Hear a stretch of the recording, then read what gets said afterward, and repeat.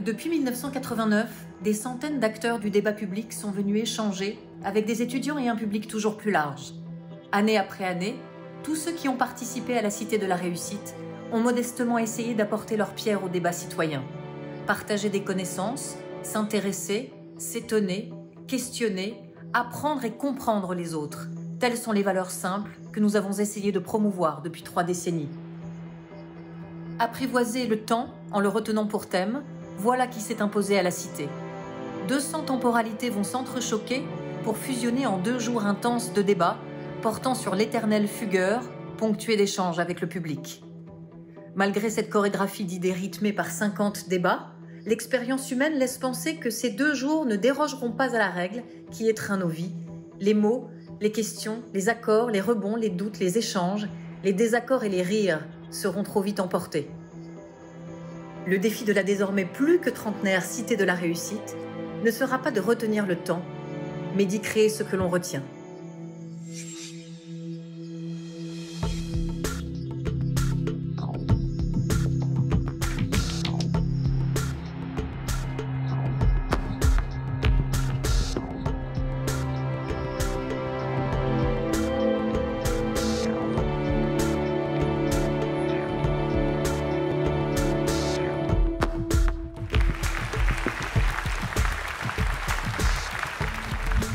Et bâtir quelque chose ensemble. On est engagé parce que vivre, c'est choisir. Ça veut dire prendre des risques. La réussite ou le succès, c'est une succession d'échecs qu'on surmonte, qu'on contourne. Il faut apprendre à apprendre. J'ai un rêve d'élever l'humanité par la danse. Quelle est l'œuvre d'art qui a pu transformer les gens autant que, je ne sais pas quoi, les 35 heures ou la retraite? Si ce n'était plus la solution McDonald's qui triomphait. Manger la même chose, penser la même chose dans tous les domaines, ça c'est le contraire de la cohésion. Cette mondialisation est au contraire une grande source de diversité. Je crois aux intelligences collectives. On fait partie d'une unité qui s'appelle l'humanité. Je pense qu'on manque plutôt de tolérance, souvent. On peut respecter quelqu'un qu'on n'aime pas, on ne peut pas aimer quelqu'un qu'on ne respecte pas. La France doit comprendre qu'elle est multiple et que la différence est une chance. Chacun sait qu'il constitue un maillon et que si ce maillon faiblit, tout s'écroule. La lâcheté générale à l'égard de la responsabilité politique. Mais l'idée, c'est d'installer que les hommes politiques sont complètement déconnectés des réalités. Nous sommes entrés dans un nouveau siècle et déjà, il est en danger. L'expérience, c'est une lanterne qu'on a dans le dos et qui éclaire le chemin parcouru. La lutte contre l'incertitude, c'est ça notre destin. L'avenir va être absolument passionnant.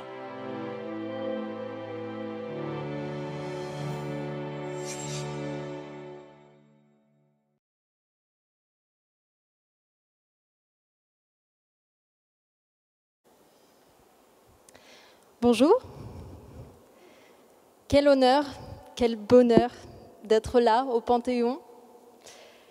J'aimerais que vous regardiez autour de vous où l'on est, parce que je crois que c'est important de le souligner. On peut prendre quelques instants, on peut prendre quelques secondes, on peut prendre le temps d'admirer, parce que c'est aujourd'hui ça aussi le thème de cette Cité de la Réussite, c'est prendre le temps. Et aujourd'hui, on reçoit quelqu'un qui vient là pour la 2e fois. La première fois, c'était en 1989 pour la première Cité de la Réussite. Bonjour Claude Lelouch. Bonjour. On va parler de votre travail, parler de votre carrière. On va surtout essayer de répondre à la question suivante. Est-ce que le cinéma est-il témoin ou reflet de notre temps ? Alors pour ceux qui ne le connaîtraient pas, même si ça m'étonnerait très franchement entre nous, je vous fais quand même un petit point sur qui est Claude Lelouch. Vous êtes réalisateur, cinéaste, scénariste, producteur, j'en passe. Vous avez notamment remporté la Palme d'Or et l'Oscar du meilleur film étranger pour votre premier long métrage en 1966, Un homme et une femme. Et puis vous avez également réalisé Un homme qui me plaît, Les uns et les autres, L'aventure c'est l'aventure, j'en passe. On va avoir pendant 1h30 beaucoup de temps, mais ça va passer très vite. Je pense que vous allez très vite le constater. Et avec nous, on a des étudiants qui sont là aussi, de diverses universités, de divers cursus, de diverses écoles, et qui vont aussi vous poser des questions à vous, Claude Lelouch. Et puis, bien sûr, dans un second temps, je vous donnerai la parole, à vous aussi, la salle, le public. J'imagine que vous aussi, vous êtes venus parce que vous êtes intéressés, mais aussi peut-être parce que vous avez des questions à poser à notre intervenant. J'ai une première question pour vous. Vous avez déclaré que l'idée d'un homme et une femme vous était venue en voyant une femme et un enfant marcher sur la plage. Et puis vous avez aussi déclaré dans une autre interview, « Pour moi, le meilleur metteur en scène du monde, c'est la vie ». Est-ce que vos idées, elles viennent toujours comme ça, en étant témoins, en étant inspirés de votre temps? Bien, d'abord, bonjour, merci d'être venu. Alors, oui, j'ai passé ma vie à observer le genre humain. C'est le spectacle que je préfère. Et c'est vrai que je suis très, très curieux. Et tout ce que j'ai fait est au nom de la curiosité. Je veux dire que tous les films que j'ai faits m'ont été inspirés par le plus grand metteur en scène, le plus grand scénariste du monde, c'est la vie.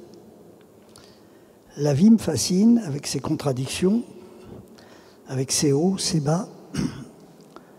Il y a un casting de 7 milliards d'acteurs sur cette terre qui ont tous une qualité que les autres n'ont pas et un défaut que les autres n'ont pas. Et donc, si vous voulez, c'est l'agitation de ces 7 milliards de gens qui m'a fasciné et qui fait que j'ai été rien d'autre qu'un reporter du monde dans lequel je vis. Vous étiez reporter d'ailleurs au début. J'ai commencé comme reporter d'actualité jusqu'au jour où j'ai franchi le pas de la mise en scène. Et donc, si vous voulez, je voudrais vous dire que le cinéma est un art naturel. Nous sommes tous des cinéastes, surtout en ce moment. Il y a 7 milliards de gens qui filment. Mais nous sommes tous des cinéastes. Dès qu'on sort du ventre de notre mère, on filme. Nos yeux, c'est la plus belle caméra du monde. Et vous allez passer votre vie à filmer votre vie. Nos oreilles, c'est les plus beaux micros du monde. Et notre mémoire, c'est une salle de montage. C'est la plus belle salle de montage puisque vous allez couper ce que vous voulez, vous allez vous souvenir de ce que vous voulez. Le montage d'un film, c'est le cœur même du cinéma, c'est le montage, comme la mémoire.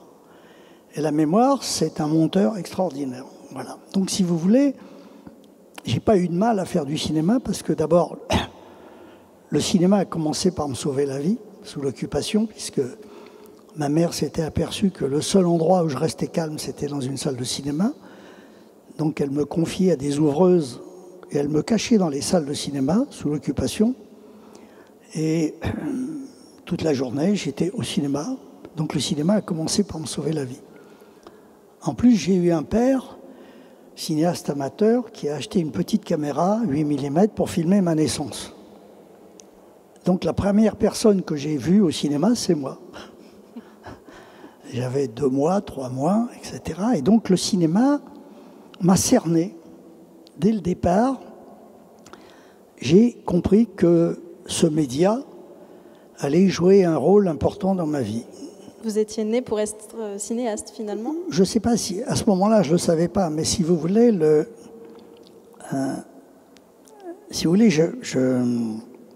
n'y a pas un enfant qui irait à l'école s'il n'y avait pas la cour de récré. Voilà. Et donc, le cinéma est devenu ma cour de récréation. Tout ce que j'ai appris, je l'ai plus appris dans la cour de récré que dans les salles de classe. Et donc, si vous voulez, j'ai eu la chance de pouvoir faire de ma distraction préférée mon métier. Je n'ai fait qu'un seul métier dans ma vie, tripoter une caméra. Donc, si vous voulez, je me suis très vite aperçu que la caméra était l'acteur principal du cinéma, encore plus que les acteurs, puisqu'elle a tourné dans tous les films. Et elle est dans tous les plans.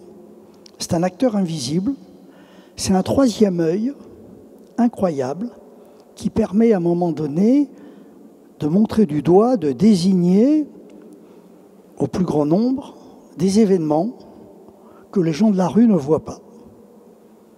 Quand je vous disais qu'on est tous cinéastes, vous mettez à une terrasse de café, c'est un film. Voilà. Donc, si vous voulez, j'ai très vite compris que le cinéma serait mon troisième œil. Un œil très, très curieux. Moi, je suis une concierge. Tout m'intéresse. Tout. Et j'aime la vie. J'aime la vie et c'est cet amour de la vie que j'essaie de partager dans mes films. C'est ce que certains aiment et que d'autres agacent. Et la vie, justement, elle vous a inspiré depuis les années 60 jusqu'à aujourd'hui. Est-ce qu'aujourd'hui, elle vous inspire encore? Encore, mais évidemment, comme je vous le disais tout à l'heure, c'est le plus grand scénariste du monde. Jamais un scénariste n'aurait eu l'idée de tout ce qui se passe, de ce qui se produit. Je veux dire que la vie a tous les culots, elle a tous les courages, elle a peur de rien. C'est un scénariste qui adore la dramaturgie, qui adore jouer avec nous, qui nous manipule. Et c'est cette manipulation qui me fascine. Vous savez, on a deux intelligences. On a une intelligence rationnelle qui nous dit qu'on est mortel et qui fait qu'on se comporte comme des mortels, surtout ici, puisqu'ils sont enterrés là.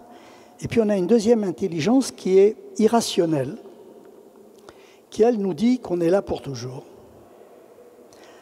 Si vous voulez, cette intelligence irrationnelle, il n'y a aucune école qui existe pour la développer. Toutes les écoles qui existent sont là pour diriger notre part de rationnel et nous expliquer en permanence qu'il y a un mot fin. Notre part d'irrationnel, elle, c'est l'aventurier qu'il y a en chacun de nous. C'est le fou qui est en chacun de nous. Et c'est le rêveur qui est en chacun de nous. Moi, je fais un métier pour faire rêver les gens. Et comme on ne meurt jamais d'une overdose de rêve, j'en profite. On peut, avec le rêve, compenser toutes les misères du quotidien. Dire que le rêve, c'est le médicament principal à toutes nos angoisses, à toutes nos peurs et à tout ce qui ne fonctionne pas. Voilà. Et donc, le cinéma est sûrement la plus belle machine à rêver qu'on ait inventée. On l'appelle le 7e art. Moi, j'ai envie de dire que c'est le premier des arts puisqu'il invite tous les autres arts. Je peux filmer la peinture, la musique, adapter des romans. Donc, si vous voulez, cette machine est absolument incroyable. La mémoire du monde a commencé en 1895, avec l'arrivée du cinéma. Avant, on pouvait raconter ce qu'on voulait, écrire ce qu'on voulait. Le cinéma aussi peut tricher, mais c'est plus difficile de tricher avec une image qu'avec des mots et qu'avec quelqu'un qui raconte des histoires. Si aujourd'hui on avait des images du Christ sur la croix ou de Jeanne d'Arc sur le bûcher, on dirait moins de conneries. Et donc la vraie mémoire du monde commence avec la photo, non, avec la peinture. Je veux dire que la peinture, ensuite le récit, et donc il y a énormément de moyens pour déclencher la mémoire jusqu'au jour où arrive le cinéma. Et le cinéma, aujourd'hui, quand on revoit les images de la Première Guerre mondiale, la Deuxième Guerre mondiale, on comprend mieux. Et je pense que c'est en voyant ces images terribles, des camps de concentration, qu'on a envie que ça ne recommence pas. Mais avant que le cinéma arrive, des horreurs comme ça, il y en a eu plein. Mais elles nous ont moins choqués parce qu'elles étaient moins disponibles au grand public. C'est pour ça que le cinéma est un art populaire colossal, simple, et qu'il faut absolument que, pour moi, un film doit être comme la cour de récréation. Un film doit d'abord être une cour de récréation. Et c'est quand on a réussi la cour de récréation qu'on peut, à un moment donné, quand les gens passent un bon moment avec vous, qu'on peut leur envoyer un ou deux messages, une ou deux idées, plus ou moins fortes. Mais on ne peut pas commencer par ça. Regardez, les hommes politiques les plus malins commencent par faire un peu d'humour. Ils essaient de sympathiser, ils essaient d'abord de nous faire sourire avant de nous envoyer les bombes à retardement qu'on aime ou qu'on n'aime pas. Voilà, donc si vous voulez, le cinéma, c'est un art de vivre. Depuis tout petit, je filme. À 7 ans, mon père m'a donné sa petite caméra. Et donc, j'avais cette caméra 8 mm et puis je filmais mes copains. Mais aujourd'hui, avec les portables, tout le monde filme. Alors, certains sont un peu plus cinéastes que d'autres et certains ont droit au grand écran. Mais ça vient de l'esprit de synthèse. C'est-à-dire qu'à un moment donné, on est dans un monde où il y a trop de tout. Il y a trop de tout. Et donc, à un moment donné, l'esprit de synthèse nous permet d'aller à l'essentiel. Et c'est cet essentiel qui est passionnant. Donc, les grands cinéastes que nous aimons sont des gens qui, à un moment donné, ont un esprit de synthèse un peu plus pointu, un point de vue, qui fait qu'à un moment donné, leurs observations peuvent nous être utiles et peuvent nous permettre de mieux nous servir de nos sens. On a 5 sens extraordinaires, on s'en sert très mal. Et le cinéma s'en sert très bien. D'un seul coup, dans une salle de cinéma, vous voyez des choses que vous pouviez voir dans la vie, mais dans la vie, vous ne les voyez pas. Vous savez, le cinéma, c'est un peu comme la politique. Vous avez le plan d'ensemble. Le plan d'ensemble permet au spectateur de regarder là où il a envie de regarder. C'est la démocratie. Il regarde. Les films de Tati, les films de Chaplin sont des films surtout en plan d'ensemble. Et il faut que le spectateur ait autant de talent que le metteur en scène. Le gros plan, c'est la dictature du metteur en scène. D'un seul coup, je vous impose un visage, des yeux, vous êtes obligé de les regarder. La dictature aussi est intéressante, mais il faut qu'elle soit passionnante. Ça dépend aussi pour qui on fait ces films. Comment ? Vous faites vos films pour vous ou pour le public ? Alors, non, je fais des films pour moi. Je suis très égoïste. Très, très égoïste parce que le public, je ne suis pas assez malin pour savoir ce qu'il a dans la tête. Mais comme je suis très public, quand j'aime un film, des fois, ça marche que les autres l'aiment aussi. Vous voyez ce que je veux dire ? Mais il faut être très, très égoïste quand on fait un film. Très, très égoïste. Moi, je fais des films que j'ai envie d'aller voir. Je fais le film que je n'ai pas trouvé. Je vais au cinéma tous les jours. Hein. Je vais voir les films des copains, tout ça. J'ai des très bons rapports avec les plus grands metteurs en scène du monde parce qu'ils sont passionnants, parce que j'ai eu des moments formidables avec Tarantino, avec Milos Forman, enfin je peux vous citer tout. Woody Allen, c'est un copain. Voilà, donc on adore échanger et parler, changer nos points de vue. Donc voilà, donc si vous voulez, le cinéma c'est un point de vue. Si à un moment donné vous avez un metteur en scène, parce que tout tourne autour de la mise en scène dans le cinéma, qu'on le veuille ou non, vous avez quelqu'un qui a un point de vue, qui a une sorte de microscope dans la tête. Et les grands cinéastes que j'aime sont des gens qui ont vu des choses que nos 5 sens n'avaient pas vues. Ils ont réussi à un moment donné à faire un gros plan sur des événements. Et puis, le cinéma, il est bienveillant. Moi, dans la vie, j'aime tout. J'aime le chaud, j'aime le froid, j'aime la mer, la montagne, la campagne, j'aime tout. J'adore les gens intelligents, mais j'ai une préférence pour les cons. Parce qu'ils sont plus photogéniques. Et c'est avec eux qu'on fait les plus belles comédies. C'est avec eux qu'on fait la plus belle cour de récréation. C'est avec eux qu'on s'ennuie le moins. Mais on est tous le con de quelqu'un, hein. Attention. On est sur une grande échelle où il y en a toujours un au-dessus et un en dessous. Voilà. Et donc le cinéma s'amuse de tout ça. J'ai souvent vu dans certains mauvais films des choses que je ne voyais pas dans des chefs-d'œuvre.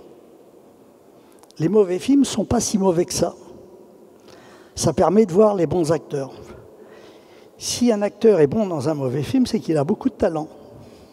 Être bon dans un chef-d'œuvre, c'est facile. Vous voyez ? Et j'ai souvent découvert des acteurs dans des mauvais films en disant « Putain, le film est nul, mais alors lui, qu'est-ce qu'il est bien ?» Et donc, à ce moment-là, c'est cette curiosité qui fait qu'à un moment donné, le cinéma ouvre toutes les portes. C'est la vie en mieux. quand j'ai découvert les vertus du cinéma, toujours sous l'occupation, j'étais tout petit, j'avais 6-7 ans. On était recherchés par la Gestapo avec ma mère, et donc j'allais au cinéma. Et d'un seul coup, je me suis dit, mais les gens qui sont sur l'écran, c'est les mêmes que ceux qui sont dans la rue, en plus beau, en plus intelligent, en plus courageux. Je me dis, c'est les mêmes, mais en réussi. Donc je me suis dit, j'ai plus envie de fréquenter ces gens-là que ceux de la rue. Et donc le cinéma permet d'améliorer la vie. Le cinéma peut avoir quelques années d'avance. Quand on regarde aujourd'hui des films qui nous ont fait rêver dans les années 30, 40, on se disait c'est du cinéma. Mais aujourd'hui, ils sont devenus réels. La réalité a rattrapé les rêves. Car nos rêves, à un moment donné, sont rattrapés par... Plus on rêve, et plus la vie, à un moment donné, va avoir envie de s'adapter. Je veux dire que les progrès viennent de nos rêves. Et les progrès viennent des catastrophes. Les progrès viennent de tout ce qui nous fait mal. Tout ce qui m'a fait du mal m'a fait du bien. Je veux dire que tout ce que j'ai réussi dans la vie, je l'ai d'abord raté. La plus grande université du monde, c'est l'échec, c'est la souffrance. On ne peut pas grandir si on ne souffre pas. Je plains les enfants gâtés, qu'on essaye de protéger parce qu'ils ne peuvent pas franchir les étapes importantes. Et c'est vrai que si on regarde toutes les grandes catastrophes de l'humanité, c'est elles qui ont inventé le monde moderne. Toutes les grandes catastrophes ont permis de faire des progrès absolument incroyables. Et le cinéma peut aujourd'hui être ce témoin extraordinaire. Il a une mémoire incroyable. En parlant de cette mémoire, justement, vous avez commencé à faire des films à la fin des années 60, 70, 80, 90, j'en passe, jusqu'à aujourd'hui. Vos films des années 60, 70, 80 plaisent encore à notre jeune génération. C'est quoi le secret? Comment on fait pour ancrer dans le temps un film? Écoutez, la semaine dernière, il y a un jeune garçon de 17 ans qui m'arrête dans la rue, il me dit « Monsieur Lelouch, est-ce qu'on peut faire un selfie ?» Tout le monde fait « Je dis oui, bien sûr. » Et je le regarde, je lui dis « Mais t'as vu mes films ?» Il me dit « Mes parents m'ont forcé à les voir. Et maintenant, je force mes copains à les voir. » Voilà. Donc, si vous voulez, vous savez, le seul critique qui compte, c'est le temps qui passe. Il a toutes les vertus. Ce temps qui passe, d'abord, il a du temps devant lui. Voilà. Et donc, si vous voulez, au moment où un film sort, on est dans la concurrence, on est dans la jalousie, on est dans les médias qui veulent aussi faire les malins. Voilà. Donc, si vous voulez, au moment où un film sort, au Festival de Cannes, les gens deviennent fous dans la salle, ceux qui aiment pas, etc. Et puis, avec le temps qui passe, les choses s'installent. Moi, quand je viens au monde, en 1937, j'ai le même âge que Blanche-Neige. Il y a Blanche-Neige qui sort. C'est un chef-d'œuvre. Il y a La Grande Illusion.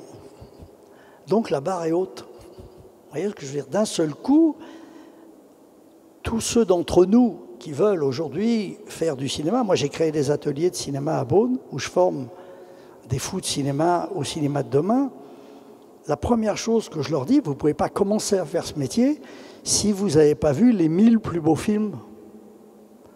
Parce que c'est après qu'il va falloir... La barre, elle est là. Il y a 1 millier de films extraordinaires à voir. Il y a à peu près une dizaine de films chaque année qui, pour des raisons différentes, rentrent dans l'histoire du cinéma. On ne sait pas pourquoi, c'est entre 10 et 11, 12, mais pas plus. Si on regarde, il y a à peu près une dizaine de films. Par rapport à l'âge du cinéma, ça fait à peu près 1300 films. Et on ne peut pas commencer ce métier si on n'a pas vu ces 1300 films. Vous voyez? Et après, on peut se dire, bon, maintenant, à moi de jouer. Mais la barre est haute. Et c'est pareil pour tout, dans tous les domaines, dans tous les métiers. On ne peut pas cracher sur le passé. On ne peut pas cracher sur les chefs-d'œuvre. On ne peut pas cracher sur tout ce qui nous a précédés. Le cinéma, c'est un art de technologie. Je veux dire que la technologie du cinéma a permis plein de nouvelles vagues. Il n'y a pas une nouvelle vague. Il y a eu autant de nouvelles vagues qu'il y a eu d'inventions. D'abord, il fallait tourner à la main. Donc on pouvait faire que des plans séquences, puisqu'il y avait 1 minute de pellicule. Ensuite, on invente les collures. Donc apparaît le montage. À partir du montage, les premiers films duraient 1 minute. Et puis dès qu'il y a eu le montage, les films duraient 5 minutes, 10 minutes, jusqu'au jour où on s'est aperçu qu'on pouvait faire des films d'1 heure, 1 heure et demie, 3 heures, 4 heures, voilà. Donc si vous voulez, au départ, les caméras faisaient du bruit. Ensuite arrive le cinéma parlant. Ensuite arrive la couleur. Ensuite arrive le cinémascope. Ensuite arrivent les caméras qu'on peut mettre sur l'épaule. C'est ma période. Ensuite arrivent les steadicams, arrivent les grues, arrivent les drones. Et puis arrivent les trucages, arrive le numérique. À chaque fois qu'une invention arrive, des cinéastes reprennent ces inventions et racontent toutes les histoires qu'on a déjà racontées, mais différemment.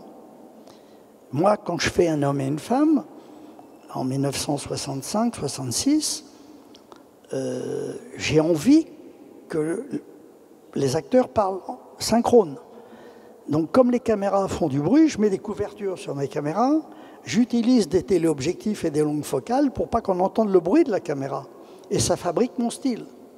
Je tourne le film en noir et en couleur parce que j'ai pas assez d'argent pour m'offrir toute la pellicule en couleur. Donc, la contrainte sollicite en permanence l'imagination.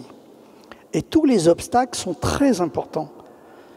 Donc, quand on parle de la nouvelle vague, c'est quoi la nouvelle vague? C'est la 400 ASA de chez Kodak. C'est une pellicule qui permet de filmer. C'est comme l'arrivée de l'impressionnisme. D'un seul coup, on peut mettre la peinture dans des tubes. Donc, les peintres, ils sortent et ils vont peindre à la campagne, ils vont peindre dans des endroits joyeux. Avant, ils étaient dans leur atelier parce que la pellicule était dans des seaux qu'ils ne pouvaient pas emmener. Donc, encore une fois, il faut avancer avec le progrès. Le progrès est une chose fantastique.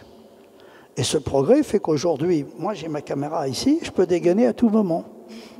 La petite caméra, le portable que j'ai, j'en ai rêvé toute ma vie. J'en ai rêvé toute ma vie. Et je tourne maintenant avec mon portable. Vous voyez ce que je veux dire? Et quand je vois de jeunes cinéastes qui veulent faire ce métier, eux, ils rêvent de grosses caméras pour avoir l'air de metteurs en scène avec des chaises et leur nom dans le dos. Mais ils ne savent pas que ce petit portable, c'est la plus belle caméra qu'on ait jamais inventée. C'est suffisant? Mais évidemment. C'est l'œil, c'est la caméra qui est le plus proche de l'œil humain. C'est-à-dire, elle a une profondeur de champ absolument incroyable.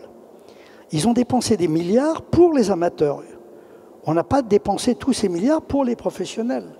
Vous voyez ce que je veux dire? Donc, encore une fois, il ne faut jamais renier le progrès. Moi, j'adore j'ai 7 enfants, j'adore les jeunes parce qu'ils ont une vie de plus que moi. Je crois au recyclage des vies. Donc, mes enfants sont plus malins que moi, forcément. Ils ont une vie de plus. Ils savent des choses que je ne sais pas. Le fait que les jeunes soient plus malins que nous, c'est bien la preuve que la réincarnation, enfin le recyclage, moi je préfère le mot recyclage au mot réincarnation qui a été galvaudé. Et donc, si vous voulez, je joue avec tout ça. Moi, je ne suis rien d'autre qu'un observateur. J'observe le monde et je suis un reporter du monde. Les hommes et les femmes de mes films, il n'y a pas de super-héros dans la vie. Ça n'existe pas. Il n'y a que dans les films américains que ça existe. Il n'y a pas de super-salauds. On a tous les qualités de nos défauts. Moi, les personnages de mes films, ce n'est pas des super-héros ni des salauds. Ils sont un peu moins dégueulasses que les autres. Voilà. Ce sont des gens avec qui j'ai envie de dîner. C'est des gens avec qui j'ai envie de faire l'amour. C'est des gens que j'ai envie d'avoir comme copains. C'est ces gens-là que je filme. Vous voyez? Et donc, c'est pour ça que mes films sont proches de la vie. Et si aujourd'hui, certains de mes films repassent, c'est tout simplement parce que ce n'est pas de la fiction. Ce sont des hommes et des femmes qui ont existé, avec des costumes qui ont existé, des voitures qui ont existé. Moi, je fais du cinéma depuis 60 ans, et c'est vrai que quand je revois les costumes d'Anouk, les voitures qu'on utilisait à l'époque, cette nostalgie, elle est formidable. Vous voyez ce que je veux dire? Donc, si vous voulez, moi, j'ai rien inventé. Rien. Je suis simplement un reporter. Les dialogues de mes films, je les ai entendus. Alors, je ne sais pas où, comment, mais peut-être qu'un jour, il y aura une scène qui se passe au Panthéon avec un cinéaste qui vient faire une masterclass. Vous voyez ce que je veux dire? Pourquoi pas? Voilà. Donc, si vous voulez, tout ce qui m'interpelle, tout ce qui fait qu'à un moment donné, tout ce qui excite ma curiosité, me donne envie de faire des films. Et alors le progrès, du coup, ça passe aussi, aujourd'hui on voit beaucoup de jeunes qui filment avec leur smartphone ou avec de très petites caméras et qui postent tout ça sur YouTube. C'est ça aussi le progrès, c'est ça aussi accepter le changement de support, qu'on ne regarde plus forcément des vidéos, des films dans une salle de cinéma? Non, ce qui est intéressant, c'est que ça vous permet de vous faire remarquer. Le cinéma, c'est l'aristocratie quand même de l'audiovisuel. C'est-à-dire que le grand écran, plus rien ne pourra remplacer pour l'instant la grande salle de cinéma. Moi, quand j'ai sorti La Belle Histoire, il y a quelques années, j'avais loué le Palais des Congrès et j'avais fait un écran de 500 mètres carrés. Jamais on avait vu un film sur un écran aussi grand. Je me rappelle à l'époque, quand le rideau s'ouvrait, les gens applaudissaient l'écran. Vous voyez? Parce qu'on n'avait jamais vu un écran aussi grand. Donc, si vous voulez, le smartphone, votre caméra dans la poche, tout ce qu'on peut faire sur Internet, c'est formidable pour se faire remarquer. Et le jour où on vous a remarqué, après, vous pouvez avoir l'ambition d'aller au grand écran. Aujourd'hui, la télé et les plateformes ont volé toutes les inventions du cinéma. Aujourd'hui, le cinéma a tout inventé et la télé a récupéré toutes ces inventions. Les plateformes ont récupéré toutes ces inventions. Et donc aujourd'hui, si le cinéma traverse une crise, c'est parce qu'il faut que le cinéma réinvente le cinéma. Il faut que les metteurs en scène de demain se servent du grand écran, fassent des films pour le grand écran. Aujourd'hui, le problème du cinéma, c'est que tous les films qui passent au cinéma, ou presque, sont des films que vous allez voir à la télé gratuitement. Donc c'est normal que le cinéma traverse une crise. Donc il va falloir maintenant que de nouveaux metteurs en scène, de nouveaux producteurs, refassent des films pour le cinéma, avec une nouvelle écriture, avec des nouvelles technologies, car l'image n'a jamais été aussi belle, le numérique offre des possibilités incroyables, et donc il faut réinventer le cinéma pour sauver le cinéma. Mais c'est vrai qu'en ce moment, les gens ont pris conscience que tous les films qu'ils voyaient au cinéma, ils allaient les voir à la télé à un moment donné. Voilà, donc si vous voulez, cette crise, c'est peut-être ce qui peut arriver de mieux au cinéma aujourd'hui. D'ailleurs, le cinéma s'est nourri de toutes ces crises. Depuis le premier jour, il est en crise. Il a grandi de toutes ces crises. Et c'est parce que la contrainte sollicite l'imagination, je ne le répéterai jamais assez. Parmi tous vos films, je trouve que l'un de ceux qui représente plus cet aspect de témoin de notre temps, c'est Les uns et les autres, parce que ça se passe sur différentes époques. Est-ce que ça a été difficile pour vous, justement, de faire un film en traversant toutes ces époques, en traversant le temps? Non, parce que Les uns et les autres, c'est un film sur ma mémoire. Et en plus, je n'ai pas de mémoire. Très peu. Je suis né avec Alzheimer. Non, je ne plaisante pas. Mais c'est une chance, parce que ça me permet de ne pas vieillir. Ça me permet tous les matins de redécouvrir. Vous pouvez me raconter la même histoire 20 fois, je vais l'oublier. Vous voyez ce que je veux dire? Donc, si vous voulez, c'est une chance formidable de ne pas avoir trop de mémoire. C'est la qualité, c'est ce qui fait la différence entre les hommes et les femmes. Les femmes ont une mémoire colossale. Elles n'oublient rien. Rien. Nous, on oublie tout. Donc, c'est pour ça que c'est plus facile pour nous d'être dans la joie. On n'oublie rien, rien, rien. Les femmes ont une mémoire colossale, elles se souviennent absolument de tout. D'ailleurs, moi, mes meilleurs collaborateurs sont des femmes parce qu'elles se souviennent de tout. Elles connaissent mes films par cœur, voilà. Et donc, si vous voulez, cette mémoire, elle est au cœur de tout. Et quand je fais Les uns et les autres, pour répondre à votre question, je fais un film sur ma mémoire, c'est-à-dire sur ce qui reste quand j'ai tout oublié. C'est comme la culture, c'est ce qui reste quand on a tout oublié. Quand je me lance dans Les uns et les autres, je dis je vais faire un film sur ces hommes et ces femmes qui sont entrés dans ma mémoire malgré moi. Ces choses que je n'arrive pas à oublier, ces choses qui sont tellement fortes qu'elles m'ont traumatisé. Et donc, Les uns et les autres, c'est un film sur tous mes traumatismes, sur ce qui a bousculé mon enfance. Je suis né avant la guerre, j'ai vu la guerre et j'ai vu l'après-guerre. Donc c'est un film sur ces trois périodes et sur ces périodes cruelles de cette Deuxième Guerre mondiale qui a fabriqué ma personnalité, qui a fabriqué ma façon de voir le monde. Et c'est pour ça que, pour moi, en dehors de la guerre, tout est merveilleux. Moi, j'ai connu une époque où les gens pleuraient. Maintenant, ils pleurnichent. J'ai connu une époque où ils riaient. Maintenant, ils ricanent. Voilà. Et donc, si vous voulez, les uns les autres, puisque vous parlez de ce film, je l'ai fait à un moment de ma vie où j'avais envie de vite faire un film sur les choses dont je me souvenais. Je n'ai pas été regardé sur Internet. D'abord, ça n'existait pas à l'époque. Je n'ai pas été regardé dans les livres ce qui avait été dit ou fait. J'ai fait un film sur ces hommes et ces femmes. Et comme je voulais que le film ne soit pas... Comme on parlait de choses sérieuses, je voulais que ce soit aussi un grand film musical. Parce que la musique, c'est quand même le langage de Dieu. C'est un langage universel. Dans vos films, c'est une grande partie, la musique. C'est un acteur capital. Capital parce que c'est elle qui parle le mieux à notre part d'irrationnel. Pourquoi il y a de la musique dans mes films? Parce que la musique parle à notre éternité.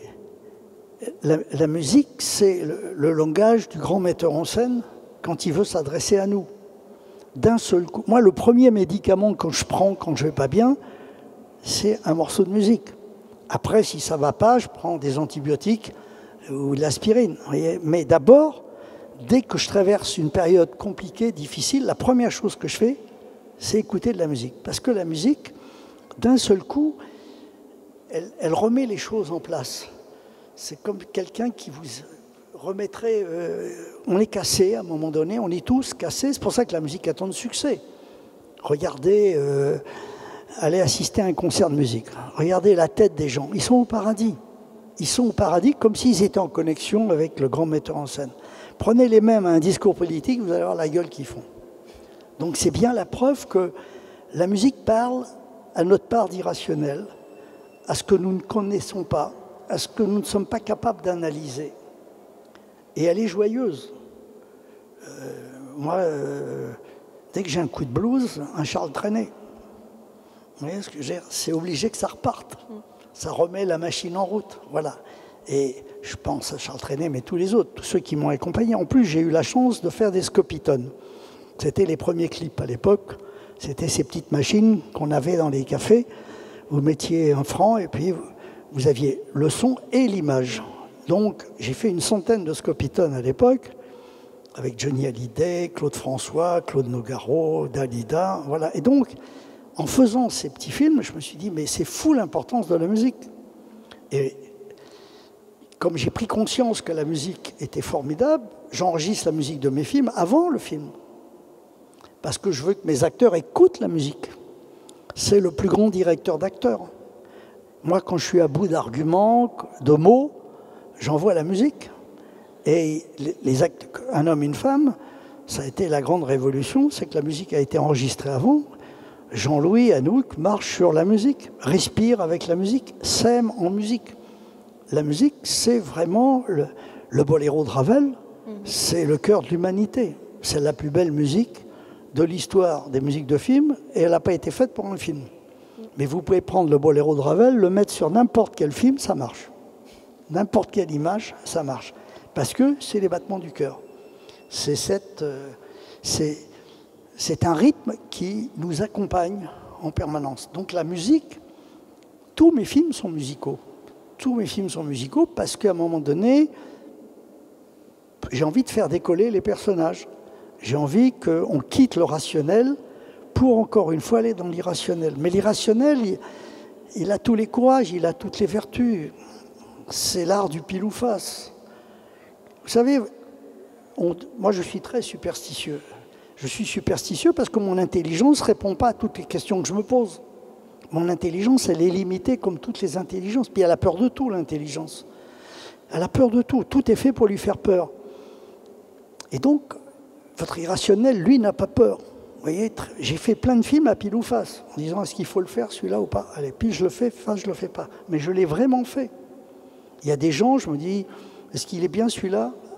Et le pile ou face m'a jamais trahi. Parce que je fais confiance à quelqu'un qui est plus malin que moi, qui sont cette chose irrationnelle. Je ne sais pas tout. Alors aujourd'hui, je peux aller sur Internet, je vais savoir plein de choses. Mais Internet ne me dira pas s'il faut que je fasse le film ou pas, ou s'il faut que j'aime cette femme ou pas, ou s'il faut que j'aille dans ce pays. Voilà. Et puis, l'irrationnel adore l'improvisation. Et moi, j'adore l'improvisation. Il y a les figures imposées, puis il y a les figures libres. Mon scénario, c'est les figures imposées. J'écris, tous mes films sont très, très écrits. Mais au moment du tournage, c'est encore mieux. Et à ce moment-là, au moment du tournage, l'imagination se démultiplie. Et l'improvisation, c'est quoi? C'est l'art de la spontanéité. Personne ne détient la vérité. Personne. Et donc, quand vous êtes spontané, d'un seul coup, vous êtes synchrone avec ce que vous dites. En général, il y a ce qu'on dit et ce qu'on pense. Il y a un gros décalage. Mais quand vous êtes synchrone avec ce que vous pensez, ça s'appelle la spontanéité. Et c'est cette spontanéité que j'ai essayé de filmer. Voilà. Les scènes que je préfère de tous mes films sont celles qui n'étaient pas dans le scénario. Celles qui sont nées sur le tournage de cette spontanéité qui fait que la vie, définitivement, est le plus grand scénariste du monde. Et justement, cette spontanéité, on la retrouve évidemment dans vos longs métrages, mais moi, il y a un court métrage que vous avez fait que j'ai bien aimé. C'était un rendez-vous. Je crois que ça dure 7 ou 8 minutes. 10 minutes. Ça, c'est de la spontanéité aussi pour vous? Non, ça, c'est un coup de folie. C'est le film dont je suis le plus fier et dont j'ai le plus honte. Parce qu'il y a dans ce film tout ce qu'il ne faut pas faire au volant d'une voiture. Ouais. Mais quand on est amoureux, on ne raisonne pas. Je veux dire, c'est l'histoire d'un homme qui est en retard à un rendez-vous. Et pour arriver à l'heure, il prend des risques. Il joue avec sa vie et il traverse Paris à 200 à l'heure. Voilà. Et ça reste aujourd'hui, ce film, le plus vu de tous mes films. Je suis plus connu dans certains pays à cause de ce film que d'un homme et une femme. Mais c'est vrai que ce film, on le trouve partout, on le retrouve partout. Et c'est un film qui est fou parce qu'il a été fait dans un moment de folie. Un matin, comme ça, j'ai décidé que j'avais envie de filmer Paris. J'aime Paris, je crois que c'est une ville magnifique. Et j'avais envie de filmer Paris à 200 à l'heure pour que ce soit aussi en même temps la foire du trône. Voilà. Il est temps maintenant peut-être de donner la parole à nos étudiants. Peut-être, je ne sais pas si on peut leur faire passer un micro. Merci beaucoup. On vous écoute.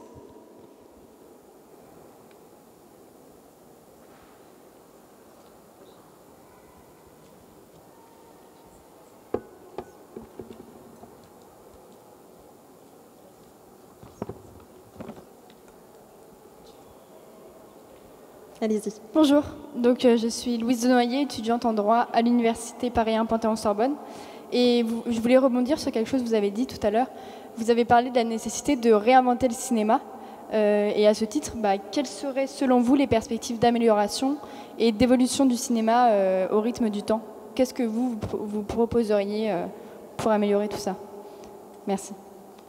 C'est une très bonne question parce que il faut réinventer le cinéma en fonction du public. En 130 ans de cinéma, le public est devenu plus malin. J'ai envie de dire que le public a toujours raison, même quand il a tort.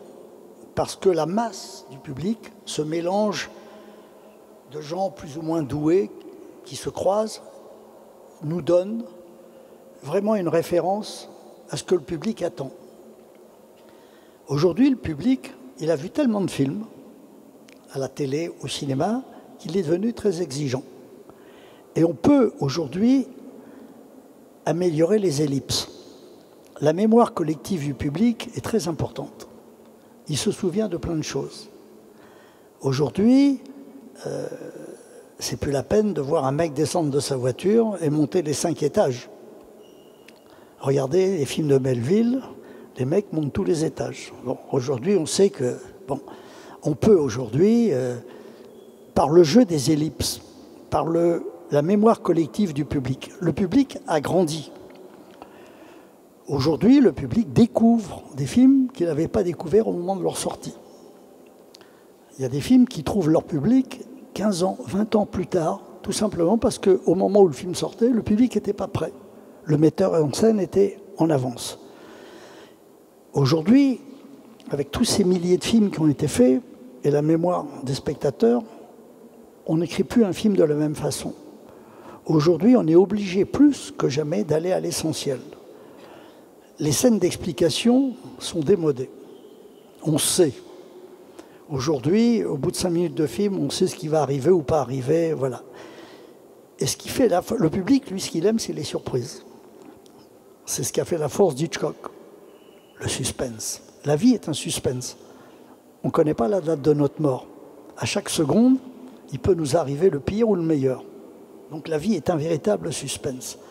Et donc le cinéma de demain va tenir compte de tout ça. Il faut que les scénaristes en tiennent compte, que les metteurs en scène en tiennent compte, que les chefs opérateurs en tiennent compte. On n'éclaire plus de la même façon. Aujourd'hui, on ne pourrait plus éclairer une actrice comme on les éclairait en 1920 ou en 1930. Mais on les éclairait comme ça à l'époque parce qu'il fallait beaucoup de lumière pour impressionner la pellicule. Aujourd'hui, avec votre portable, vous n'avez plus besoin de lumière. Donc si vous éclairez une actrice, vous faites une tricherie. Voilà. Aujourd'hui, les rides deviennent photogéniques. Le public veut autre chose. Aujourd'hui, le public veut de la vérité. On a créé un monde. La vie est un jeu extraordinaire. C'est le plus beau de tous les jeux, c'est un super Monopoly. Mais le problème de tous les jeux, c'est les tricheurs. Donc tous les emmerdes viennent des tricheurs, que ce soit dans votre métier ou dans la vie privée. Donc aujourd'hui, mais les tricheurs sont les plus photogéniques, sont les plus sympathiques, sont les plus charismatiques. Sinon, ils ne tricheraient pas. Donc, l'écriture cinématographique, c'est pour ça que les voyous ont autant de succès, dans la vie et au cinéma. Donc, l'écriture aujourd'hui d'un scénariste doit tenir compte de l'intelligence du spectateur, qui s'est formidablement améliorée. Les plateformes, la télé, tout ça, c'est une avalanche d'images qui, dans l'inconscient du spectateur, fait qu'aujourd'hui, le spectateur est plus malin que le metteur en scène. Donc il faut aujourd'hui raconter des histoires en allant de plus en plus à l'essentiel. De plus en plus à l'essentiel parce que le spectateur est capable. Aujourd'hui, il y a trop de tout. Il y a trop de films, il y a trop de livres, il y a trop de possibilités, il y a trop de gens. On est très nombreux, de plus en plus nombreux. Plus on sera nombreux, plus on va multiplier les interdictions, les règlements, voilà. Et donc, aller à l'essentiel. L'essentiel. Donc, c'est pour ça que je disais, il faut absolument que les metteurs en scène de demain réécrivent avec cet esprit de synthèse et qu'on n'ait plus peur des ellipses. On sait très bien, à un moment donné, qu'aujourd'hui, si vous donnez votre numéro de portable à un mec, c'est que vous êtes capable de coucher avec. Voilà. Donc, elle m'a filé son portable. C'est comme si on avait passé 10 ans avec elle. Vous voyez ce que je veux dire? Voilà. Donc, ce sont ces petites choses de la vie qui ont changé. Avant, dans un film, dans une histoire d'amour, il fallait traîner sur la rencontre, sur les dialogues, alors que le public savait très bien qu'ils allaient coucher ensemble à la fin. Voilà. Mais aujourd'hui, dans la façon de dire bonjour à quelqu'un, on sait si... Voilà, donc, ce qui est intéressant, c'est pourquoi on se donne tant de mal pour aller dans le même lit et pourquoi on se donne encore plus de mal pour plus y aller. Voilà. Donc c'est ça qu'il faut filmer. Mais si les filmer en train de faire l'amour, ça les regarde. Ça devient des longueurs. Aujourd'hui, un couple en train de faire l'amour au cinéma, c'est une longueur. Ça intéresse. On sait comment ça marche, on a tous fait ça. Voilà. Donc aujourd'hui, ce qui est intéressant, c'est savoir ce qui se passe après. Est-ce qu'ils vont bien vieillir? Est-ce qu'ils vont bien digérer cette histoire d'amour? Donc aujourd'hui, on ne peut plus raconter les films comme avant. Mais en même temps, quel plaisir de revoir les vieux films qui ont utilisé ces méthodes et qui nous emmènent dans une nostalgie délicieuse. Moi, j'adore revoir tous les films que j'ai aimés quand j'étais gosse et voir les décalages. Quand je revois Eddie Constantine aujourd'hui, c'est lui qui a inventé James Bond. Vous voyez ce que je veux dire? Et c'est la même histoire. Voilà. Mais donc, encore une fois, regarder un James Bond d'aujourd'hui et puis un film d'Eddie Constantine, c'est vraiment James Bond de l'époque, évidemment. À cette époque-là, il fallait tout raconter. Comment démarrer la voiture, comment, etc. Aujourd'hui, il suffit que James Bond sorte son stylo pour savoir qu'il y a une bombe dans le stylo. Voilà. Donc, si vous voulez, on est obligé, on est condamné à suivre le public. Et le public a énormément d'avance sur les créateurs. Parce qu'aujourd'hui, la plupart des producteurs vous disent « le public aime ça ». Mais il aime déjà autre chose. Le public, il va très très vite puisqu'il est gâté. On est là pour le gâter. On ne se rend pas compte à quel point le public est très très très malin. Très très malin. Merci pour cette question. Une autre question? Oui. Bonjour Monsieur Lelouch. Gaëlle, je suis étudiante en relations internationales à Paris 1. Pendant de nombreuses années, beaucoup de sujets ont été censurés au cinéma. Et aujourd'hui, j'aimerais vous poser cette question. Peut-on parler de tout au cinéma? Merci. De la censure? Peut-on parler de tout au cinéma? Oui, si c'est pas chiant. C'est comme on peut rire de tout si c'est drôle. Vous voyez ce que je veux dire? Bien sûr qu'on peut parler de tout, à condition d'être élégant et bienveillant. C'est-à-dire que l'élégance est une qualité très importante dans la vie et au cinéma. On peut parler de tout si on est léger. On peut parler de tout si on trouve la façon. On peut tout dire si on trouve la façon de le dire. C'est tout un art de trouver la façon. On peut tout dire à quelqu'un, mais il faut trouver la façon de le lui dire. C'est très très compliqué. Si vous êtes trop brutal, la personne peut le prendre comme une insulte. Et donc c'est un art extraordinaire qui est l'art de la vie. C'est l'art de la vie. C'est très très très très dur de dire la vérité aux gens. C'est pour ça que le mensonge a tant de succès. Mais le mensonge, il nous fait rêver aussi.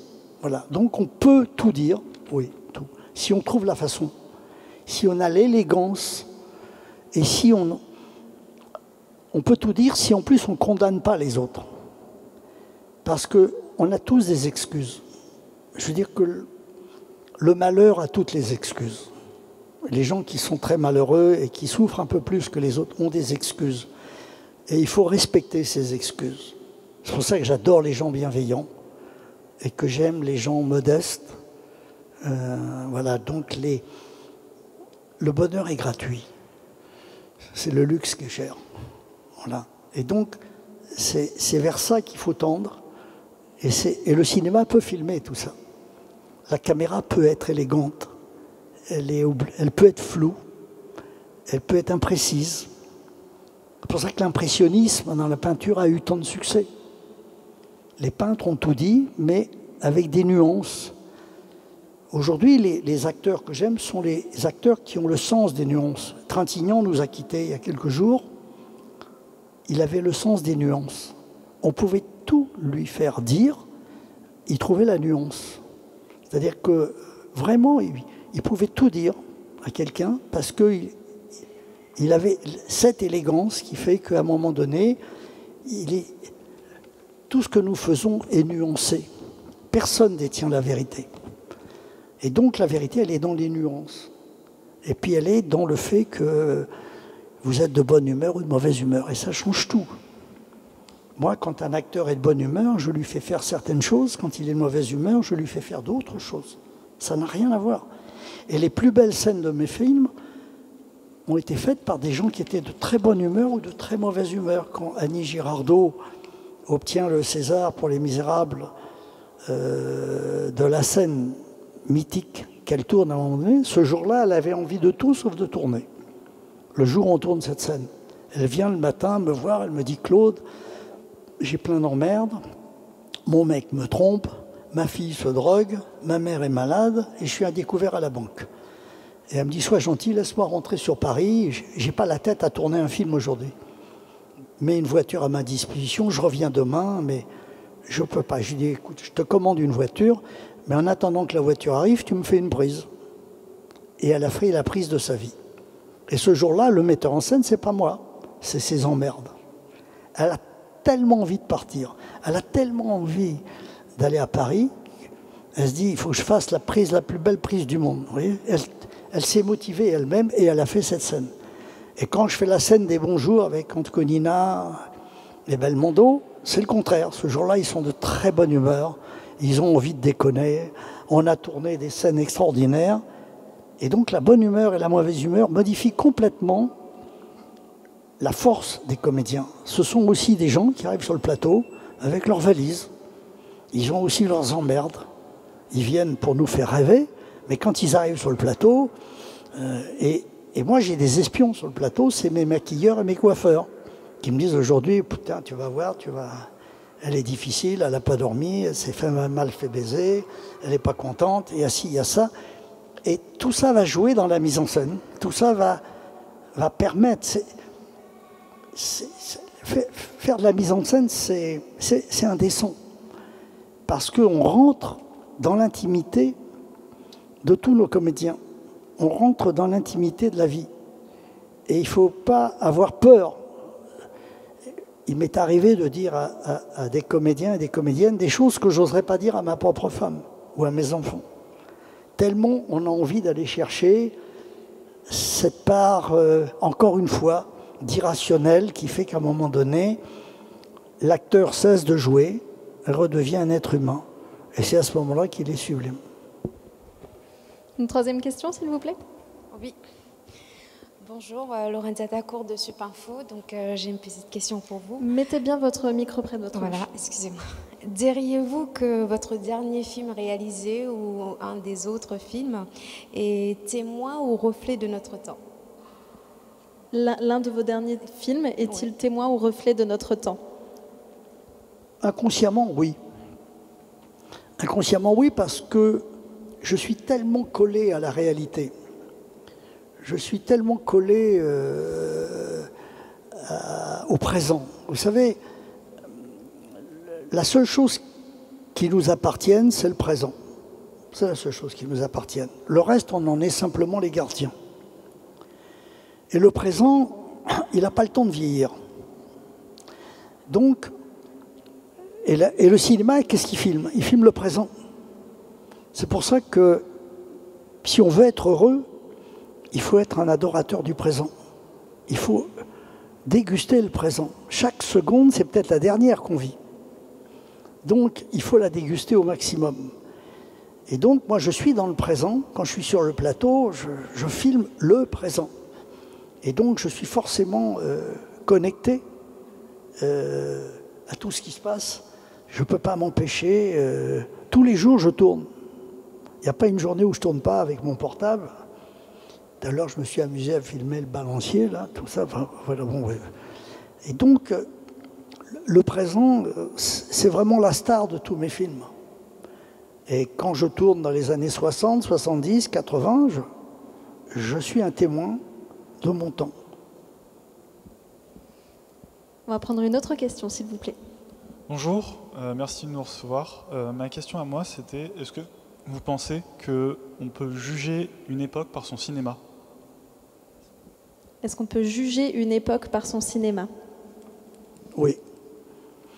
Oui, parce que quand je vois des images de la guerre de 14, je comprends la guerre de 14. Des écrivains peuvent aussi nous faire participer. Je veux dire, la littérature, c'est quelque chose, c'est pas rien, la littérature. Moi, j'ai beaucoup d'admiration pour la littérature. Parce que dans un livre, l'auteur, il fait tous les métiers du cinéma. Il faut qu'il soit accessoiriste, décorateur, dramaturge, dialoguiste, musicien. Et donc, oui, le cinéma est forcément le reflet d'une époque. Aujourd'hui, toutes les images qu'on reçoit d'Ukraine nous expliquent l'Ukraine. Je veux dire qu'aujourd'hui, les moments les plus fous du monde dans lequel on vit sont filmés par des amateurs. C'est pour ça qu'il est intéressant que les amateurs apprennent à filmer, pour que ce soit mieux filmé. Je trouve que ce n'est pas très bien filmé pour l'instant. Mais les plus belles images aujourd'hui qui nous bouleversent ont été filmées par des hommes et des femmes qui étaient au bon endroit ou au mauvais endroit ce jour-là. Donc les reporters de demain sont dans la rue. Alors les autres reporters, vous avez vu, ils se mettent devant l'Élysée, puis on les filme devant l'Élysée, mais ils ne sont pas dans l'Élysée. On pourrait avoir une image filmée par Madame Macron qui serait plus intéressante de son mari. Mais là, reporter, il ne peut même pas rentrer dans l'Élysée. Aujourd'hui, les reporters, on les canalise. On les met à certains... Ils ne peuvent pas regarder à Cannes. Ils sont barricadés derrière des trucs. À l'époque où moi j'ai la Palme d'Or à Cannes, il n'y avait pas de barricade. Les reporters étaient sur nous, les journalistes étaient sur nous, le public nous empêchait de monter ou de descendre. Quand on montait, ils nous regardaient d'une certaine façon. S'ils n'aimaient pas le film, les gens nous crachaient dessus. Aujourd'hui, tout est banalisé. On a créé un monde qui nous interdit. Avant, le monde était fou. Et moi, je me rappelle quand on est sorti de la projection d'Un homme et une femme, les gens m'embrassaient. Voilà. Aujourd'hui, on ne pourrait même plus faire ça. Et c'était merveilleux. Une autre question, s'il vous plaît. Oui, alors bonjour, Clara Marigot. Je voulais juste vous demander, tout à l'heure, vous avez parlé de le fait que vous fassiez des films pour vous-même. Et du coup, forcément, vous reflétez votre vision à travers vos films. Comment vous expliquez que le cinéma, même si c'est le fruit des visions de chaque réalisateur, il soit aussi universel et c'est-à-dire que tout le monde se reconnaît dans les films puisqu'ils ont du succès. Et qu'est-ce que ça veut dire sur le cinéma, du coup? C'était ça ma question. Merci. Pourquoi le cinéma est-il aussi universel? Je pense qu'on peut résumer comme ça. Mais il est universel parce que il est l'art le plus proche de la vie. C'est ce que je vous disais tout à l'heure. Vous êtes en train de me filmer, je suis en train de vous filmer. Donc, si vous voulez, le cinéma est le reflet de nos sens. Et il le sera de plus en plus, car les technologies vont encore s'améliorer. Vont être de plus... Un jour, je filmerai et vous ne verrez pas la caméra. Elle sera peut-être greffée dans mes yeux ou dans mes lunettes. Et à partir de cet instant, les acteurs, les gens vont être encore meilleurs. Car dès que les acteurs voient une caméra, ça file le trac. Dans la vie, vous jouez tous votre rôle et vous êtes tous très très bons. Mais si d'un seul coup je sors une caméra, vous allez devenir un peu moins bon. Voilà. Et l'acteur, c'est celui qui encaisse et accepte un voyeur qui s'appelle la caméra. Donc oui, le cinéma est universel. Mais vous savez... Moi, je crois dans le cinéma comme d'autres croient en Dieu. Et je suis convaincu, intimement convaincu, qu'un jour, un film sera tellement beau, tellement réussi, tellement incroyablement fou, que tout le monde ira le voir. Aujourd'hui, quand un film est un immense succès, c'est 10% de la population qui va le voir. Donc il y a 90%. Et quand il y a 10% de la population qui va voir un film, c'est le succès, le plus grand succès de l'histoire du cinéma. Donc il reste encore à aller chercher 90% de gens. Mais un jour, un film sera tellement beau, tellement réussi, fait par un homme qui aura compris un peu plus de choses que les autres, ou une femme. Car elles sont formidables pour le cinéma. Le cinéma et les femmes s'entendent très très bien. Les films de femmes sont formidables. En ce moment, elles font des choses remarquables. Il y a une sensibilité, elles caressent la caméra comme si elle caressait quelqu'un qu'elles aiment. Vous voyez ce que je veux dire? J'adore les films de femmes. Donc, un jour, une femme ou un homme fera le film des films. Et ce film, en 2 heures, peut-être, changera beaucoup de choses. Merci pour votre question. Je crois qu'il nous reste une question d'étudiant. Allez-y. Ah, on ne vous entend pas. Non, sinon je vais vous donner un de mes micros. Bonjour, ok. Parfait. Bonjour, Solène Mera et Artsup. Je voulais savoir que permet le cinéma que ne permet pas le livre. Que permet le cinéma que ne permet pas le livre? C'est une très bonne question.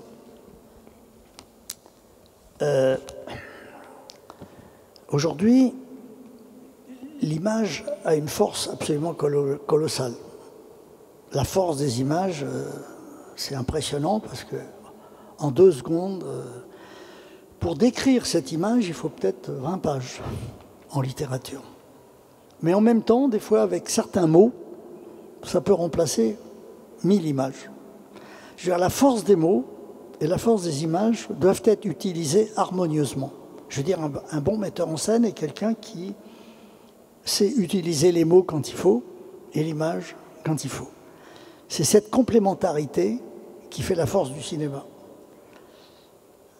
Moi, j'utilise souvent les mots, et puis des fois, j'utilise l'image. Voilà. Donc je sais qu'à un moment donné, pour cette scène, l'image sera plus forte que les mots. Et pour cette scène, je me dis, mais non, les mots vont être plus forts. Mais je peux dire aussi dans cette scène, ce qui va être important, c'est l'accessoire. Le revolver, le couteau. Ça peut être la musique.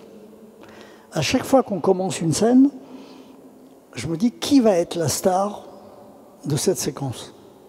L'acteur, le dialogue, la lumière, qui peut être une star, un accessoire ou la musique. Mais à chaque fois que je commence une scène, je me dis, qui va être la star de cette séquence? Et je mets l'accent sur la star de la séquence, qui peut être, à chaque fois, à l'intérieur de chaque scène, un élément différent. Voilà, donc, mais je crois effectivement, pour l'instant, on n'a pas trouvé un support plus magique que l'image, le son. En plus, on peut aussi faire un cinéma odorant. On peut faire un cinéma en relief. Bientôt, les films seront tous en relief, mais sans les lunettes. Parce qu'encore, pour l'instant, les lunettes est un obstacle terrible.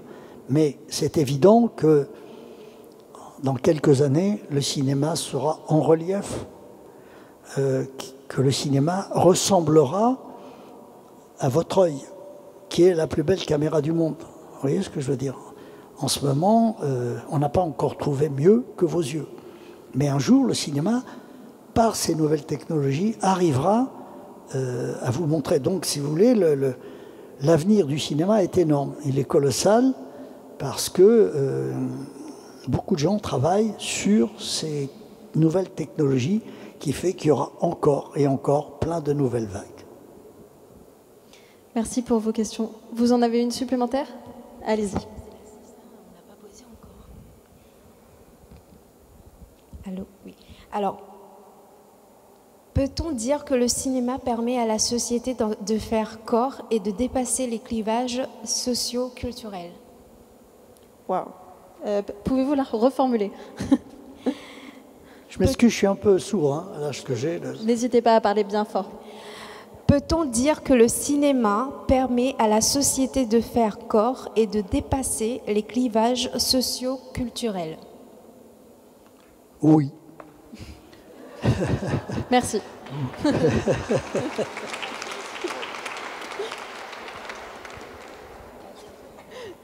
Oui? Oui, non, oui, bien sûr, parce que, encore une fois, c'est quoi une caméra? C'est un microscope. C'est un microscope qui va vous permettre de voir mieux. Le cinéma peut, c'est un paradoxe, peut filmer l'invisible. Peut filmer l'invisible. C'est-à-dire peut filmer notre inconscient. Regardez, quand vous parlez avec quelqu'un, quand je parle avec vous, ce qui m'intéresse, c'est vos yeux. On ne sait pas pourquoi, mais les yeux ne savent pas mentir. Je peux raconter ce que je veux avec ma voix, avec mes mots, mais pas avec mes yeux. Quand vous dites « je t'aime » à quelqu'un, c'est ses yeux qu'il faut regarder. Les yeux, on ne sait pas pourquoi, c'est la seule partie du corps qui ne sait pas mentir. Et qu'est-ce que filme le cinéma? Les yeux. C'est pour ça que le cinéma a un petit avantage sur le théâtre. Pour moi, au théâtre, je ne vois pas les yeux des acteurs. J'adore le théâtre, j'ai une passion pour le théâtre, j'ai trouvé les meilleurs acteurs, on les trouve au théâtre. Mais je ne vois pas leurs yeux. Même si j'ai pris les places les plus chères, je ne vois pas les yeux. Au cinéma, on filme à hauteur d'homme. Quand je filme une scène avec des comédiens, si vous avez vu certains de mes films, je filme toujours à hauteur des yeux. Si je mets la caméra là-haut, je verrai moins bien les yeux. Et si je la mets en bas, je vais moins bien. Voilà. Donc, la plongée, la contre-plongée ne servent pas à la vérité. Si vous voulez filmer un homme et une femme, il faut filmer à hauteur des yeux. Voilà. Si je dois vous filmer, mademoiselle, ou madame, je ne sais pas, mais je vous filme à hauteur des yeux. Et Et j'essaye d'avoir les deux yeux. Parce que on peut loucher. Et vous avez un œil qui peut être encore plus performant que l'autre. Voilà. Et ça, c'est intéressant. Donc le regard, c'est la force du cinéma. C'est ce qui a la grande star du cinéma, c'est qu'on peut filmer les yeux des gens.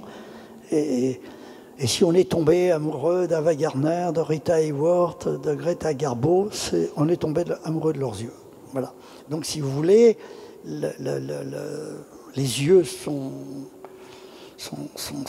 et donc la caméra filme ça d'une façon extraordinaire, encore mieux que notre regard. Parce que là, quand je suis là, je vois vos yeux, mais ils sont très loin. Et vous aussi, vous êtes loin de mes yeux. Mais avec ma caméra, je peux faire un gros plan. Et en faisant le gros plan, je suis dans vos yeux.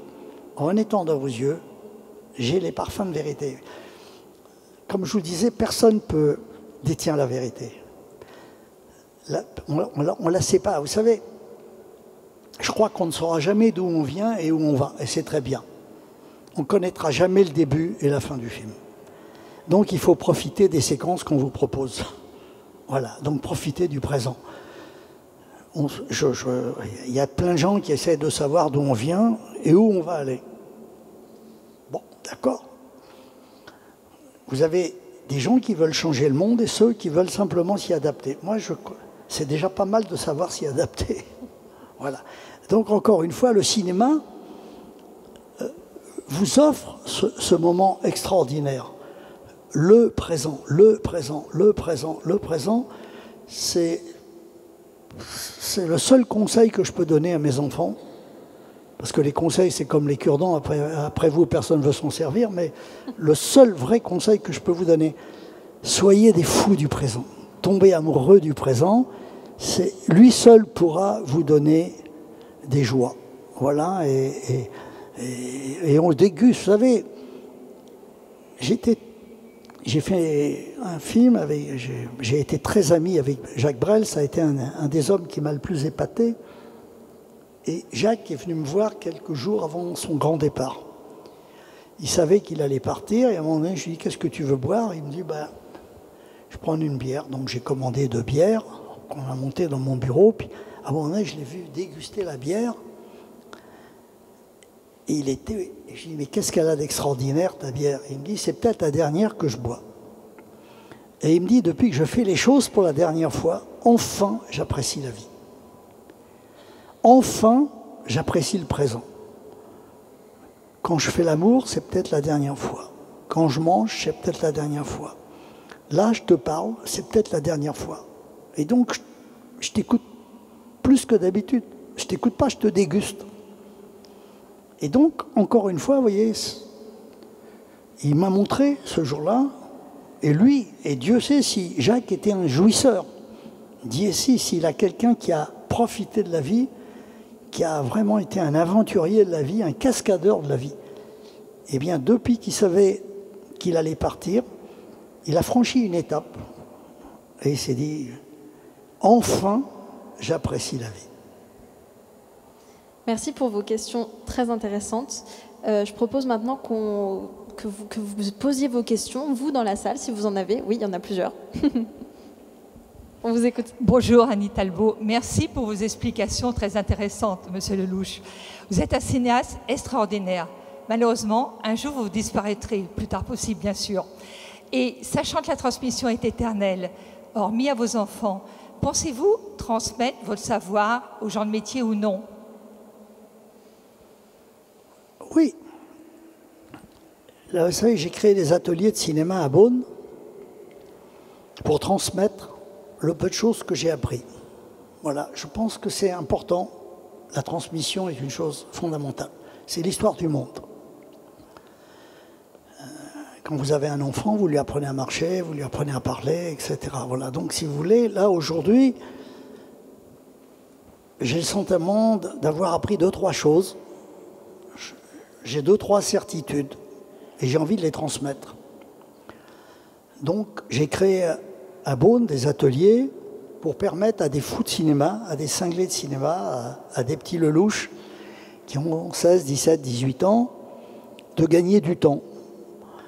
Et donc j'ai créé une sorte de petit Hollywood, tout petit, qui leur permet de faire un film de A à Z.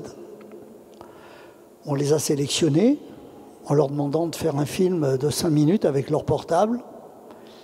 Et on voit, avec un film de 5 minutes, si on a quelque chose à dire ou pas. Donc chaque année, on en sélectionne 13, parce que c'est un chiffre que j'aime bien. Et on les forme. Et je vois à quel point, donc, quand je vous dis, vous savez, personne ne détient la vérité, les certitudes, vous savez, comme disait Gabin dans sa chanson, je sais qu'on ne sait jamais. Voilà. Mais il y a 2 ou 3 petites certitudes auxquelles je suis arrivé et j'essaye de les transmettre. Voilà. Et donc j'essaye de les transmettre à ces mômes qui sont mes vrais enfants. J'ai 7 enfants, mais eux sont peut-être encore plus proches de moi parce qu'ils ont la folie du cinéma. Moi, mes enfants, ils s'en foutent de mes films. Ils me voient à la maison et donc je suis un mec normal, vous voyez.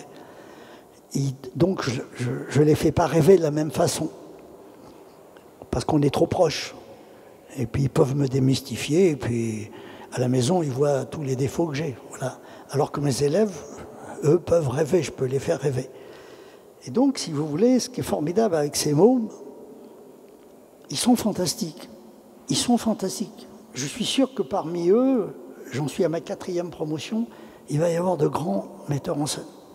Je suis sûr il y aura de ces ateliers du cinéma, vont sortir des hommes et des femmes qui vont être un peu plus curieux que les autres, qui auront l'esprit de synthèse un peu plus que les autres, et qui pourront nous donner une indication pour que les jours à venir soient meilleurs. Voilà. En fait, ce qu'on fait, c'est on essaye tous, à un moment donné, on voudrait trouver la phrase parfaite, la phrase qui nous permet de connaître le mode d'emploi de la vie. Mais, comme je leur explique, le mode d'emploi, il change toutes les minutes. Il fut un temps où on pouvait lire le mode d'emploi et il changeait tous les 10 ans. Aujourd'hui, il change tous les jours. Ça va tellement vite. Les informations sont tellement rapides. Le portable nous a obligé, cette petite machine extraordinaire qui nous offre tout, mais nous a transformés en esclaves. Je veux dire, nous sommes venus des esclaves. Avant, on pouvait partir en vacances. C'est fini avec ça, on ne peut plus aller en vacances. Même en vacances, on peut vous pourrir la vie. Donc, je veux dire que cette accélération de la vie, seuls les mômes peuvent encaisser ces accélérations. Je les vois, ces mômes, je les côtoie, et en plus, moi, ils n'ont pas d'âge, les gens que je choisis. Le plus jeune a 16 ans, 17 ans, je crois la plus âgée a 48 ans. Voilà, donc moi, je sélectionne du talent. Je ne sélectionne pas quelqu'un qui a... Bon, les étudiants, évidemment, sont les bienvenus. Mais le talent, il peut venir à n'importe quel âge. On peut faire un grand film à n'importe quel âge. Et donc, parmi mes élèves, j'aime pas le mot élève, parce que chez moi, ce sont des apprentis. Il n'y a pas de professeur. Moi, mes apprentis, ils volent. Ce sont des voleurs. Je leur donne la possibilité d'assister au tournage d'un film, de suivre un film de A à Z. Et c'est en suivant un film de A à Z qu'ils apprennent. Parce qu'ils parlent avec les acteurs, les meilleurs du monde. Ils parlent avec le chef opérateur, avec l'ingénieur du son, avec l'accessoiriste, avec la costumière, la coiffeuse. Et les professeurs que je leur offre sont les meilleurs. Alors que dans les écoles, souvent, les professeurs sont des gens qui n'ont pas eu droit au rêve, n'ont pas pu accéder. Et moi, mes professeurs, ils sont dans le temps présent. C'est les stars d'aujourd'hui, de la photo, du son, du montage. Donc, mes apprentis profitent. Et donc, c'est vrai que je suis très fier de ces ateliers du cinéma, parce que moi, j'ai appris ce cinéma comme ça. J'ai été, à un moment donné, j'ai appris ce métier en 3 semaines. Après, j'ai mis 60 ans à le comprendre. Mais j'ai été stagiaire sur un film de Léo Joannon qui s'appelait L'Homme aux clés d'or, avec Pierre Freinet et Annie Girardot, qui faisait son premier film. Et donc, j'ai été stagiaire. Et quand vous êtes stagiaire, vous allez chercher les sandwichs, les machins, enfin, voilà, et c'est ce que je faisais. Mais en même temps, je regardais. Et c'est en regardant un metteur en scène tournait que j'ai inventé mon cinéma. Je vais vous donner un exemple. À un moment donné, il y avait un gros plan sur Pierre Freinet. Donc on faisait le gros plan sur Pierre Freinet. Les caméras étaient grosses. Il fallait l'éclairer pendant 1 heure. Et puis à un moment donné, Girardot était derrière la caméra et lui donnait la réplique. Et on ne filmait pas Girardot. Et elle était meilleure que Freinet. Elle était extraordinaire. Je dis, si un jour je fais du cinéma, je tournerai à 2 caméras. Après, Freinet, il partait dans sa loge, et c'est la script qui donnait la réplique à Girardot quand on faisait les gros plans sur Girardot. Comment voulez-vous que la script ait autant de talent que Pierre Freinet? Donc, c'est en voyant ça que je me suis dit, tiens, un jour, si je fais du cinéma, je tournerai à 2 caméras. Et en même temps, je filmerai Pierre Freinet et Girardot. Donc, c'est en volant. En volant, on apprend tout. Parce que quand les gens vous disent des choses, c'est suspect. Et puis on se dit, est-ce qu'il n'y a pas un peu de dictature? Est-ce qu'il ne roule pas un peu sa caisse? Vous voyez ce que je veux dire? C'est pour ça que ce n'est pas une école que j'ai créée. J'ai créé un lieu qui permet à des fous de cinéma de voler à des metteurs en scène de talent ce qu'il faut leur voler. Et ils voient par eux-mêmes et ils inventent leur style. Dans toutes les écoles, on vous apprend à filmer à la manière d'eux. J'ai fait des masterclass dans les écoles de cinéma en Russie, à Los Angeles. On leur apprend à filmer à la manière d'eux. Mais non, ce qu'il faut, c'est qu'ils apprennent à filmer à leur manière à eux. C'est de ça dont le public a besoin. Il n'a pas besoin d'un deuxième Fellini, d'un deuxième Godard, d'un deuxième Lelouch. Vous voyez ce que je veux dire? Ce qu'il faut maintenant, c'est créer des hommes et des femmes qui se servent de cette caméra extraordinaire, qui est un outil fabuleux. La première chose qu'un cinéaste doit savoir se servir, c'est de la caméra. Et chez moi, dans mes ateliers, ils sont tous caméramans. Je ne conçois pas qu'un metteur en scène soit à côté de la caméra. Je ne le conçois pas. Parce que ce qu'on voit derrière la caméra, ça n'a rien à voir avec ce que vous voyez à côté de la caméra. Alors ça, c'est mon cinéma. Mais tous les cinémas sont formidables. Tous les cinémas, toutes les méthodes sont bonnes. Moi, je vous parle de la mienne. Elle vaut ce qu'elle vaut. Mais toutes les méthodes sont bonnes si on fait des films qui ne sont pas chiants. L'heure tourne, on va quand même prendre quelques autres questions. Peut-être ce qu'on peut faire, c'est en prendre 2 d'un coup. Je ne sais pas où est le micro, où est-ce qu'il a circulé. Ah pardon, je ne vous avais pas vu, excusez-moi. Bonsoir. Vous disiez que le cinéma se nourrit de la vie, de l'amour de la vie, mais aussi de la culture, et que donc vous dites à vos enfants, c'est-à-dire tous ces passionnés de cinéma dans vos ateliers, de voir les 1000 plus grands films de l'histoire du cinéma et de vraiment les comprendre et de les aimer et de se nourrir d'eux. Nous traversons en ce moment une crise civilisationnelle qui est venue des États-Unis où la culture est en train d'être regardée différemment et certains films considérés jusque-là les plus grands films de l'histoire du cinéma, comme Autant on emporte le vent, sont critiqués et même interdits. Je sais que moi qui suis littéraire, par exemple, je vois que dans les grandes universités, on interdit des tas de livres qui, à mon époque, faisaient partie du cursus et dont je me suis nourrie. D'un autre côté, vous dites le cinéma, comme la vie, se nourrit de crises et donc pensez-vous que c'est une crise dont le cinéma va se nourrir tout en et que c'est une crise passagère, que si les statues derrière vous vont être couvertes parce que la nudité demain ne sera pas permise, ou ce sont peut-être des esclaves et il ne faut plus parler d'esclaves, comment on va dépasser cela et le cinéma, comment va-t-il répondre à cela? Avant peut-être que vous répondiez, j'aimerais bien qu'on prenne une autre question. Oui, monsieur. Oui, bonsoir, monsieur Lelouch. Jean-José Vaneg, administrateur de la Semaine du Son. On va remonter un petit peu en arrière, pas 66, 69. J'ai vu un film, j'étais encore jeune, qui m'a complètement terrassé, et j'espère que ma mémoire ne va pas me trahir, La vie, l'amour, la mort. Est-ce que dans ce film, vous étiez en avance sur ce qui allait arriver en 1980, qui était l'abolition de la peine de mort? Merci. Oui, alors, Je vais commencer par la deuxième question, parce que comme je n'ai pas beaucoup de mémoire... On vous rappellera la première. Oui, alors, c'est vrai que j'ai passé ma vie à filmer les choses que j'aimais et les choses qui me révoltaient. Et c'est vrai que j'ai été toujours contre la peine de mort. Je veux dire, c'est un spectacle qui m'a horrifié. J'ai jamais pu admettre que des hommes organisent une mise en scène pour mettre à mort quelqu'un. Et donc, ce spectacle, je le trouvais abominable, parce qu'il y avait un rituel de la guillotine. On revenait réveiller le monsieur le matin, pendant qu'il dormait, et ensuite, il y avait tout un cérémonial épouvantable qui me révoltait. Je me disais, mais ça, c'est de la barbarie à l'état pur. C'est vraiment la barbarie à l'état pur.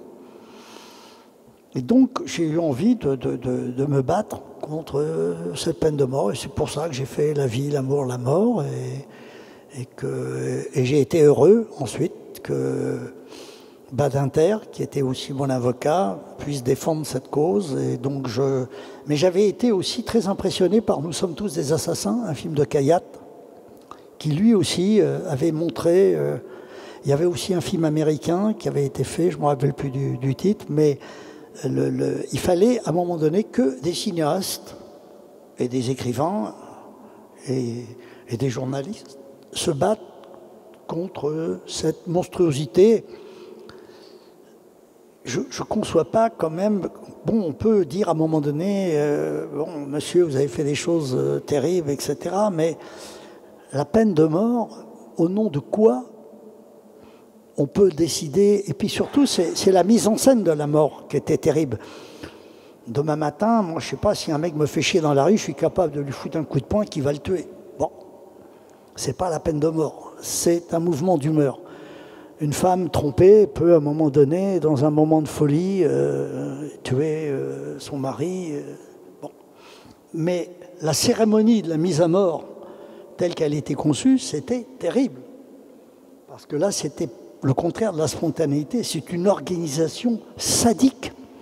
Les avocats sont là, les juges sont là, on vous découpe le corps, on vous fait fumer une cigarette, on vous donne un... Mais on se fout de quoi? Comment peut-on être dans une telle barbarie? Voilà, donc j'essaye de faire des films sur les hommes, les femmes que j'aime et ceux qui me font chier. Voilà, donc mais je suis plutôt porté à faire des films sur les gens que j'aime. Je préfère parler des choses que j'aime. Je suis plutôt positif que négatif. Demain matin, j'ai filmé la guerre du Vietnam, j'ai filmé la guerre d'Algérie.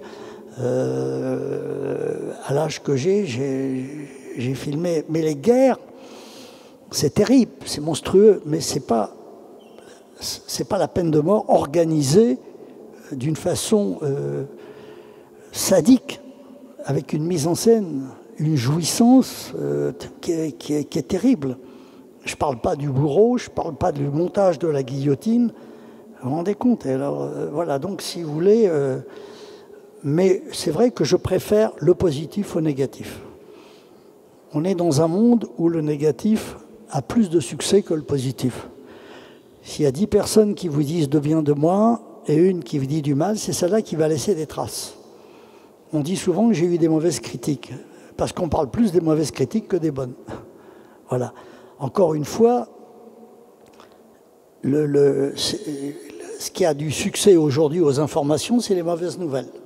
C'est les catastrophes. Elles font un audimat extraordinaire. Mais même entre nous, entre amis, quand vous parlez avec un copain ou une amie, si vous lui dites que vous êtes heureux, ça le fait chier. Mais si vous lui racontez que vous avez des emmerdes, que vous êtes malade, que votre femme vous trompe, d'un seul coup, il est passionné.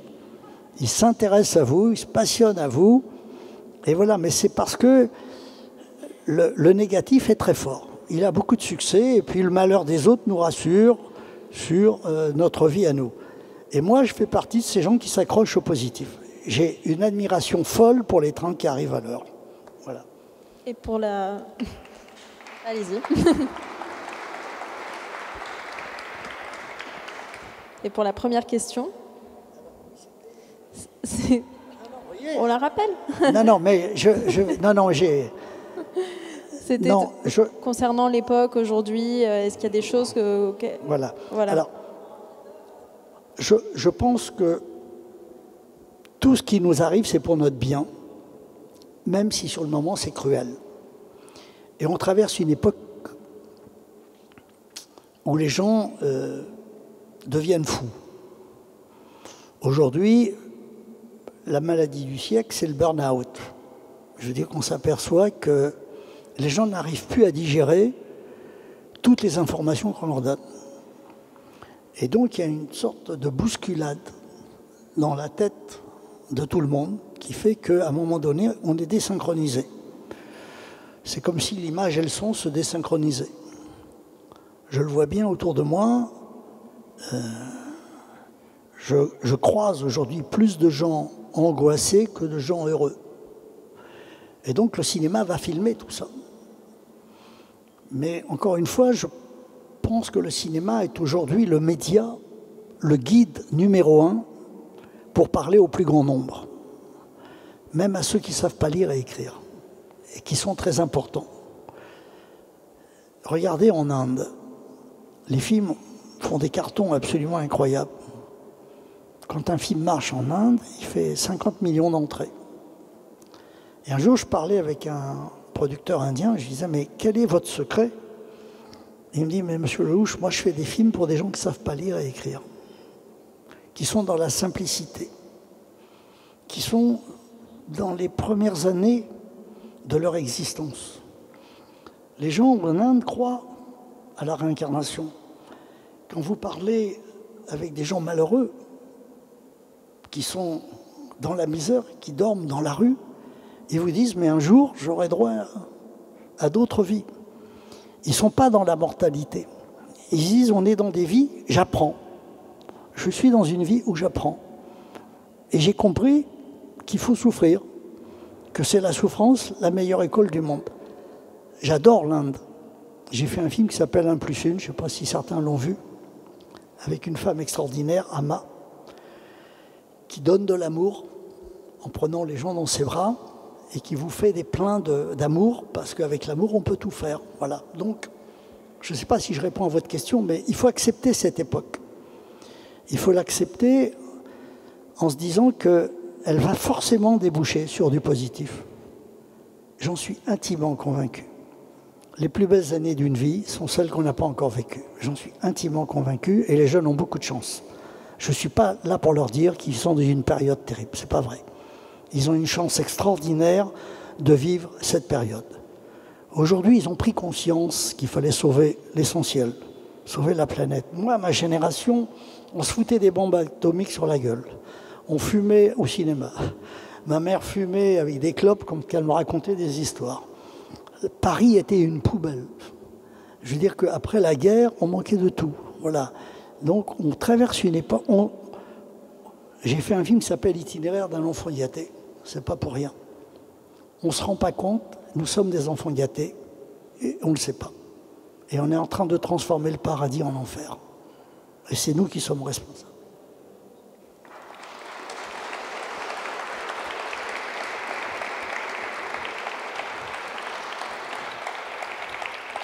Merci. Merci beaucoup. L'heure tourne. Je suis désolée. C'est déjà. Je vous avais prévenu que ça passerait super vite. C'est déjà la fin. Merci beaucoup, Claude Lelouch, d'être venu pour la deuxième fois à la Cité de la Réussite. Puis on dit, comme on dit, jamais 203. On espère que vous serez là pour la prochaine. Merci. Et moi, je vous dis prochainement sur cet écran. Merci beaucoup.